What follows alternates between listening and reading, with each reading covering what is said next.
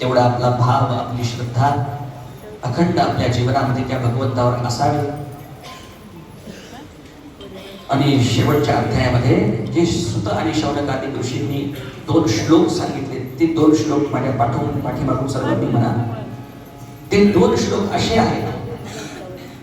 भवे भवे यथा भक्ती, भवे भवे यथा भक्ति पादयोस्तव जायते, तथा कुरुष्व देवेश नाथस्वन्नो यतः प्रभो. नाम संकीर्तनं यस्य संकीर्तनं सर्वपापप्रणाशनं, प्रणामो दुःखशमनः, तन्नमामि हरिं परं. कृष्णाय वासुदेवाय, कृष्णाय वासुदेवाय, हरये परमात्मने, परमात्मने, प्रणतः क्लेशनाशाय, कृष्णासाय, गोविन्दाय नमो नमः. गोविन्दाय नमो नमः. गोपाल कृष्ण भगवान की जय. शुकाचार्य महाराज की जय. भवे भवे यथा भक्ती. देवा, जन्मजन्मांतरामध्ये तुझी भक्ती आमच्या अखंड जीवनामध्ये होत राहावी. तुझं नामस्मरण अखंड आमच्या मुखात असावं. तुका म्हणे गर्भवासी सुखी घालावे आम्हास. एवढंच भगवंताकडे आपण मागितलं पाहिजे. आपण या 6 दिवसापासून जी मंगलमय कथा श्रवण करतात, अतिशय उत्साहामध्ये आपली ही भागवत कथा भगवंताने निर्विघ्नपणे पार पाडली. भगवंताचे अनेक अनेक अनेक उपकार आहेत आपल्याला. संतांचे उपकार आहेत. ज्या ऋषींनी 88,000 ऋषींनी इथे तप केलं, त्या तपस्थलीमध्ये आपण आज इथे येऊन त्यांचं दर्शन घेऊन ही भागवत कथा श्रवण करतो. यासारखं भाग्य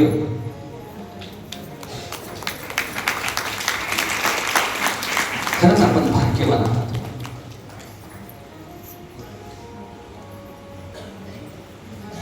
एक 1000 वर्षापर्यंत त्यांनी ती कथा केली. आपण 6 दिवसांमध्ये या कथेचा पूर्ण भाग पाहिला. 6 दिवसांमध्ये कथा होणं शक्य नाही, पण प्रत्येकाला वेळेची मर्यादा आहे. कथेचा थोडा आशय घेत घेत घेत आपण कथा पाहिली. 7 दिवसांमध्ये ज्यांनी ज्यांनी इथे सेवा केली, अतिशय तन्मयतेने सर्वांनी सेवा केलेली आहे आणि सर्वांना त्याचं फल नक्की प्राप्त होणार आहे त्यांच्या जीवनामध्ये. तुका म्हणे गर्भवासी सुखे घालावे आम्हास. तुका म्हणे मज घडो त्यांची सेवा, तरी माझ्या ती कुठली सेवा असो, झाडलोट करण्याची सेवा असो, अगदी कचरा करण्याची सेवा असो, कपडे भांडे धुण्याची सेवा असो, कुठलंही काम असो, इथे जे काही काम करतात ती भागवताची सेवा आहे. त्यामुळे हे काम मोठे, हे काम लहान आहे असं मनामध्ये बाळगण्याची गरज नाही. आपण परवाच्या चरित्रामध्ये पाहून आलो की राजसूय यज्ञामध्ये स्वतः भगवंताने सगळ्या ऋषींचे सगळ्यांची पत्राळी उचलल्या. याच्यातून आपल्याला शिकायचंय की आपण किती नम्र असलं पाहिजे.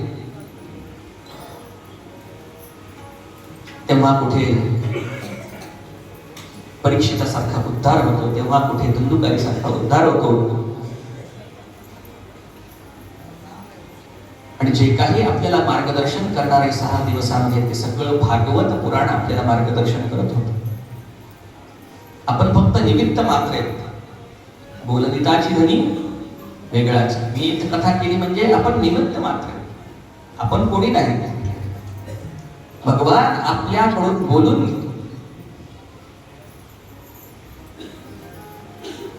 6-7 दिवसांमध्ये जे काही मी ज्ञानाचा उपदेश आपल्याला केला, ते ज्ञान माझं नाही, ते आमच्या सद्गुरूंचं आहे, परंपरागतांचं ज्ञान आहे.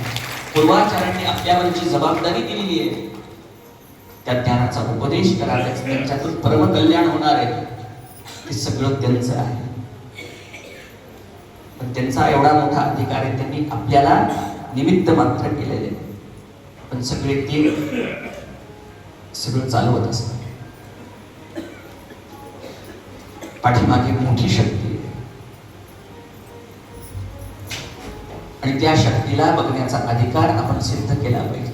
7 दिवसामध्ये सर्व आपल्या कमिटीनेही खूप तळमळीनं काम केलेलं आहे.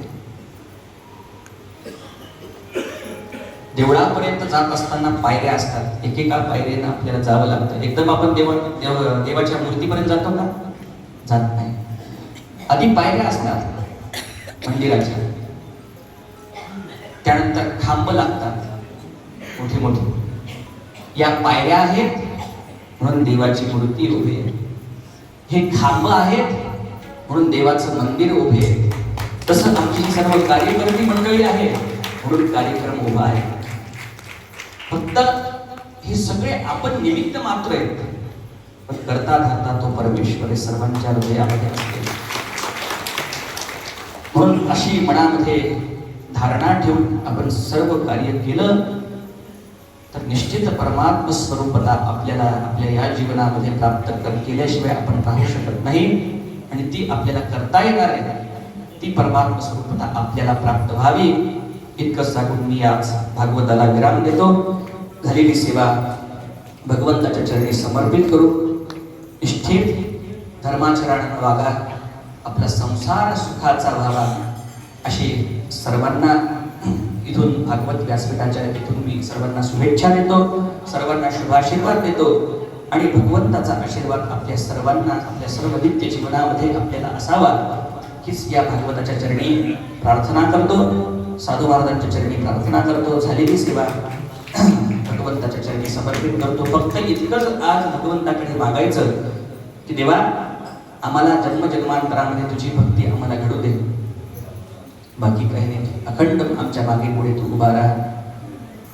हे चिदान देगा देवा, तुझा विसरण व्हावा, गुण गायीन आवडी, हेची माझी सर्व जोडी. अशीच वारंवार भागवत कथा आपली होत जावी. भागवताची सेवा, भागवताचे श्रवण, भागवताचं पठण, आणि या निमित्तानं आपलाही उद्धार भगवंताच्या आशीर्वादानं होत जावा अशी सेवा, मंगलमय कथा देवा आमच्याकडून करत राहून घे ही भगवंताला प्रार्थना करू आणि सेवेला पूर्ण विराम देऊ. हरे नमः, हरे नमः, हरे नमः. श्री कृष्णार्पणमस्तु. श्री राधे जय राधे, जय श्री कृष्ण बोलो जय.